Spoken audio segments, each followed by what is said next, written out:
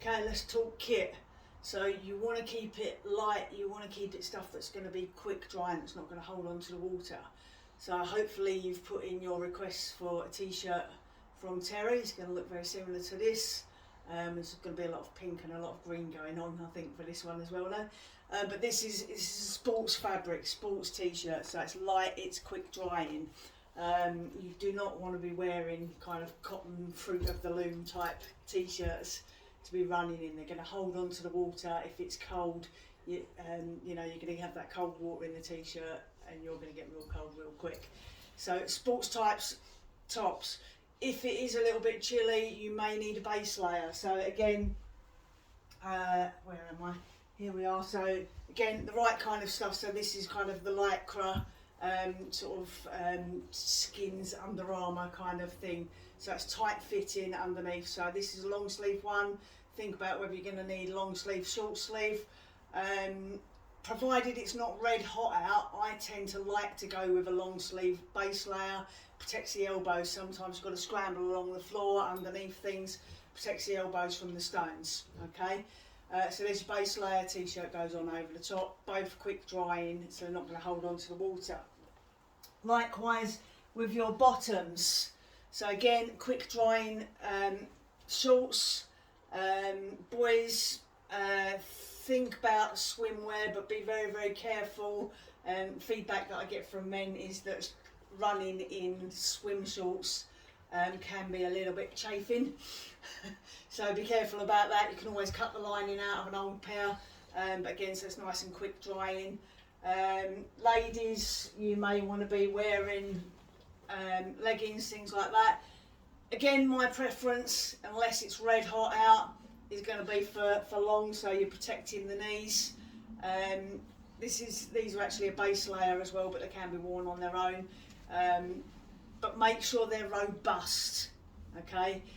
You're going to be sliding around on your bum, crawling around on your knees. You don't want your bum hanging out halfway through, so make sure they are robust. Talking of bums, top tip. I know that a lot of the runners, experienced pros do this.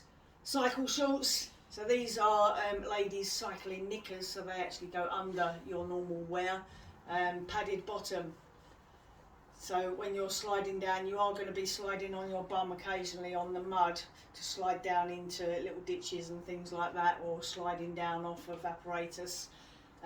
Just stops those stones from ripping your bum up for you. So cycle shorts, you can pick these up normally for, I don't know, £5 or £6 or something online. If anybody does want any, I've probably got a few spare pairs that you can try if you want to. So cycling shorts, or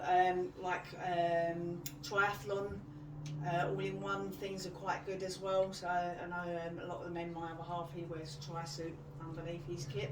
So there's top tip on that. Let's talk shoes. So my preferred shoe, dog, are Salomons. Okay, these are Speed Cross. These are Speed Cross 4.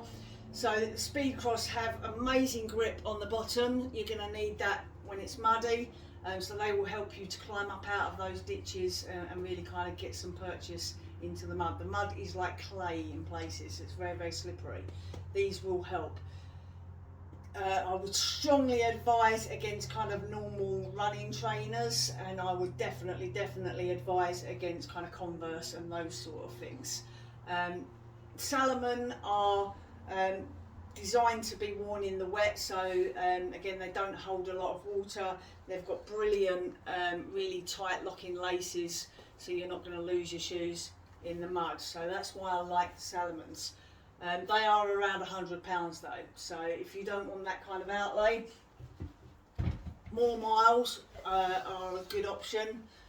Show you these so you can see what they look like. These are more miles. I think these are about £30–35, so they're not quite as quick drying. They will hold on to a little bit more of the water. I mean, you're going to be wet, let's make no bones about that. Your feet are going to be wet, but these will cling on to a little bit more water.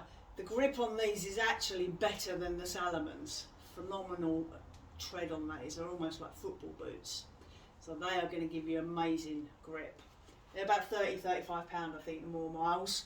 You can get them online. I'm not sure if Sports Direct do them or not, but you'll get them quite easily online. Talking of Sports Direct, Caramore. So Caramore do ones that are very, very similar to these, and again probably 30–40 quid will get you a good pair with good grip. So you're looking for trail trainers, okay? That's your search term, trail trainers. So they've got that trail grip on them. Last thing, second from last maybe, gloves. Especially ladies, we've got delicate hands, you may want some gloves for some extra grip. I've tried a few different gloves over the years. These are my favourites now. So these are Gilbert, they're rugby gloves, and they're just like a thin sort of neoprene kind of stuff. They've got a nice little gel grip on the hands, so they help. I like the fingerless option, so I've still got my fingers, I can still feel and grip things. They just give a little bit more grip on the hand and a little bit of protection, so when you're pulling up on bars, ropes, things like that, so you're not getting rope burns, so a little bit of protection. I wear extra small. You do want them quite tight fitting, they're not going to be very helpful if they're kind of smishing and moving around on the hand. So I have extra small, and if you can kind of see, that's kind of how they look on my hand. I would say I've got a sort of fairly average medium size lady's hands. So they're Gilbert. If you put on eBay Gilbert Blitz rugby gloves, you'll probably come across those. They're extra small. Last but not least, just have a little think about if you wear glasses. If you wear contact lenses as well, I would probably say go contact lenses. Be aware though that if you wear contact lenses, you probably know anyway, you're not advised to kind of wear them swimming, showering, stuff like that anyway. And be aware that obviously you could get grit and stuff in behind the lens and cause damage. So there is that risk. However, I wear my contact lenses when I run. My brother-in-law wears his when we run as well. It's a lot easier. But if you're wearing your glasses, consider the sports straps that kind of hold them on. And you may want like a running belt or something like that, so that if we've got somewhere where we've got to jump into some deeper water, you can just pop them off, pop them securely in your running belt while you do that jump, and then pop them back on again when you get out of the water. I think that's it. So obviously dress appropriate for the weather. Hats, I would say, are probably not a good idea. Things like buffs and things like that, or hairbands that you can put round, are a better option probably than a hat, more likely to stay there. The other thing is if you wear sports watches, a lot of these get lost in the lakes when you jump in, stuff like that. Top tip, assuming that you're probably not really going to be looking at it too much when you're running around, just a sweatband, like a wrist sweatband, straight over the top of it, so when you're jumping in and out of that water, you know that's going to stay there, you're not going to break a strap or anything like that, and lose it. So protect your watch expenses. So those are my top tips on what to wear. Hope that helps a little bit.